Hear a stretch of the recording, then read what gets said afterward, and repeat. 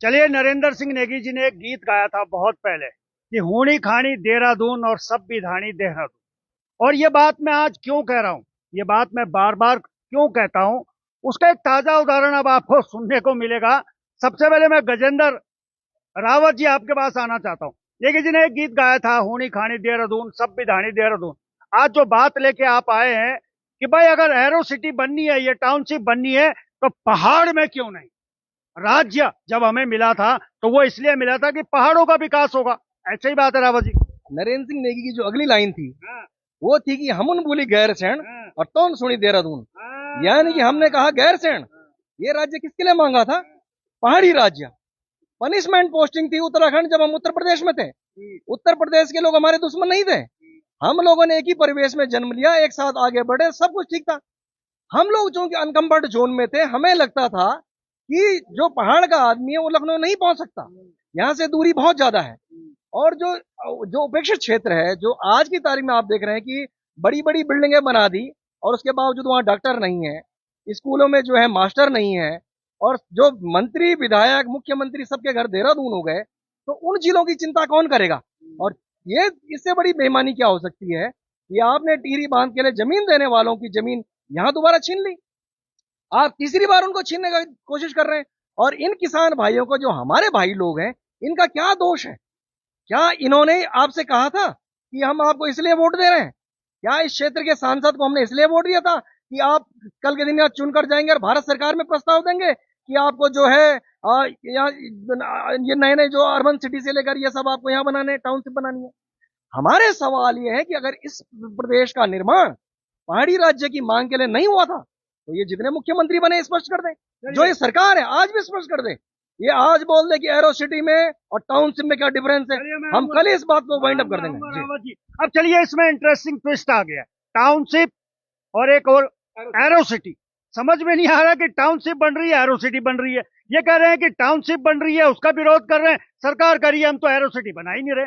मेरी समझ में नहीं आ रहा कि टाउनशिप और एरो सिटी के चक्कर में इन किसानों को उलझा दिया है। वीर जी, आप कह रहे हैं कि हम जमीन देंगे ही नहीं, यही तो बात हो रही है। हाँ जी, हाँ तो जी। इस हट के पीछे कारण क्या है? इतनी हट क्यों पकड़ी आपने?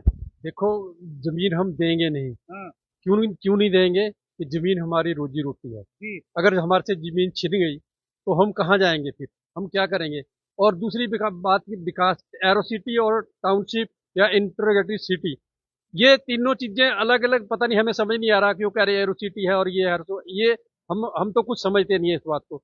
लेकिन अगर सरकार कहती है कि बड़ी बड़ी बिल्डिंगें बनाने से या बड़े बड़े सड़कें बनाने से विकास होगा, तो ये विकास कैसा होगा जब जब खेती नहीं रहेगी? एक, 1.5 लाख 2 लाख क्विंटल जो चीनी हमारी फैक्ट्री बना के देती है, वो कहाँ से आएगी? जो बासमती के चावल विदेश में एक्सपोर्ट होते हैं, अगर वो खेती खत्म होगी, जो कहाँ से आएंगे? लीची के बाग, देहरादून में इतने लीची के बाग थे, वो कहाँ गए? सब खत्म हो गए।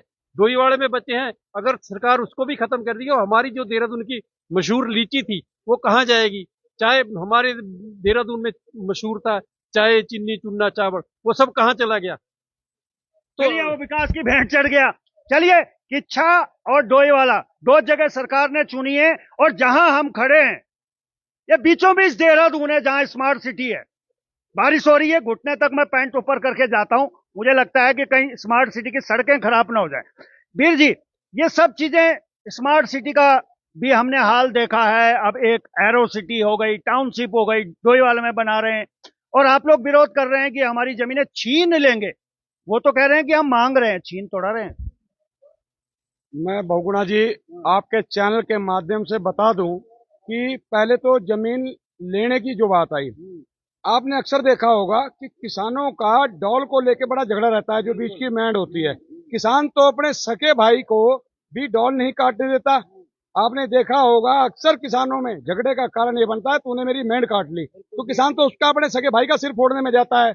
इतनी आसानी से सरकार को कहां से जमीन दे देंगे? दूसरी बात, ये जो एरो सिटी, टाउनशिप, भांत भांत के जो नाम दे करके सरकार क्षेत्र की भोली भाली जनता को गुमराह कर रही है। मैं आग्रह करता हूं आपके चैनल के माध्यम से, सरकार ये छलावा छोड़ दे। डोईवाले का एक भी जनमानुस आपको अपने जीते जी 1 इंच भी जमीन नहीं देगा।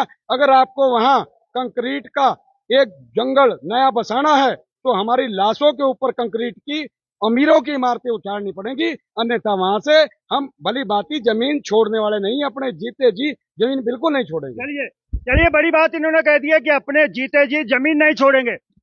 गजेंद्र भाई, आपके पास आना चाहूंगा। सरकार एक भूमि अधिग्रहण बिल भी लेके आई हुई है और वो किसानों के लिए ही है, ताकि हम किसानों को उसका उचित मुआवजा दे सके।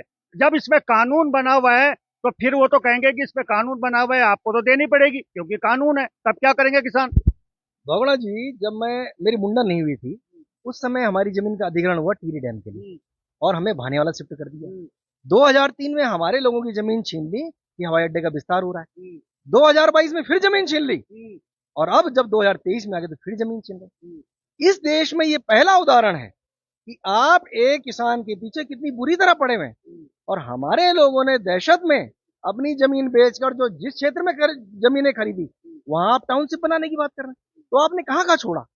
जो सवाल से आप शुरू कर रहे थे कि हूनी खानी देहरादून, संविधानी देहरादून, उसका एक और पंचिंग लाइन थी। उसकी पंचिंग लाइन बहुगुणा जी ये थी कि पहाड़ के प्रति इनका जो दुराभाव मैं कहूंगा कि रगड़ बगड़ उत्तरकाशी, रगड़ बगड़ उत्तरकाशी, तंबू तानी देहरादून, यानी कि पहाड़ में रगड़ बगड़ हो रहा है। ये वहां नहीं जा रहे हैं, तंबू कहां तान रहे हैं, इनको टाउनशिप कहां नजर आ रही है? देहरादून में। तो वो नरेंद्र सिंह नेगी जी का गाना जो आपने जहां शुरू किया था, इस सरकार पर आज पूरी तरह फिट बैठता है कि ये किसी को जीने नहीं देंगे, ये हमारी जमीनों के पीछे पड़ेंगे। लेकिन हम भी माई के लाल हैं, हम भी हार मानने वाले लोग नहीं हैं। ये डराएंगे, धमकाएंगे, मुकदमे करेंगे, जो भी करेंगे देखा जाएगा, लेकिन 1 इंच भी जमीन हम नहीं देने वाले। चलिए, अंत में आपके पास आना चाहूंगा, थोड़ा आगे आ जाएं। संयुक्त मोर्चे की एक बड़ी बैठक हुई थी, उसमें राष्ट्रीय किसान नेता राकेश टिकैत भी आए थे। तो क्या सरकार से आपकी कोई इस बारे में वार्ता हुई है या मीडिया के माध्यम से और अखबारों के माध्यम से ही एक दूसरे पे वार हो रहे हैं? नहीं, हमारा तो वार करने का कोई इरादा नहीं है।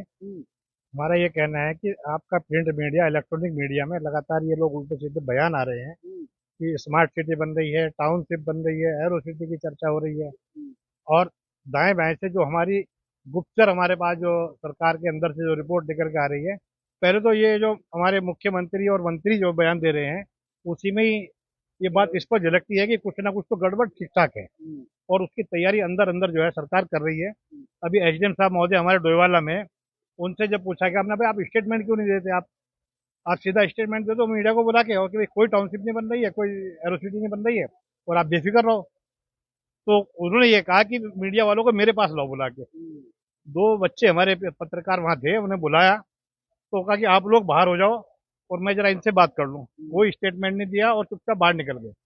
हमने बच्चों से पूछा, उनसे दीप्ति यादव है लड़की, मतलब क्या कहा एसडीएम साहब ने, कि बाद में बताऊंगी। तो ये स्थिति है। सरकार जिस धोखे से किसानों का भूमि का अधिग्रहण हेराफेरी करके करना चाह रही है, तो डोईवाला किसान जागरूक है और वक्त से जाग गया। ये बहुत अच्छी बात है, बहुत खुशी की बात है। वो जाग गया और ये आंदोलन उन्होंने जो है टाइम से खड़ा कर दिया। सरकार के थोड़े हाथ पैर फूले। कल सांकेतिक सिग्नल था सरकार के लिए। 10,000 लोगों की भीड़ ने सिर्फ ये जताया है कि ये हमारी शुरुआत है और अगर आपने इसे वापस नहीं लिया और आप इसे एरो सिटी या टाउनशिप को जो है आप इससे हट के बाहर नहीं हुए तो बहुत बड़ा आंदोलन डोईवाला में खड़ा हो जाएगा और सिग्नल होगा कि किसान जो संयुक्त किसान मोर्चा का जो दिल्ली में होता ना, उसका नमूना आपको डोईवाला में दिखाई देगा। चलिए धन्यवाद। चलिए, बहुत बहुत धन्यवाद आपका। एक बात जरा सिंह कहना चाहता हूँ, जल्दी में। हाँ बहुत जल्दी ये बात कहना चाहता हूँ कि हमारा अगला प्रोग्राम लगातार ये हमारा आंदोलन रहेगा जब तक सरकार ने ऐलान करेगी।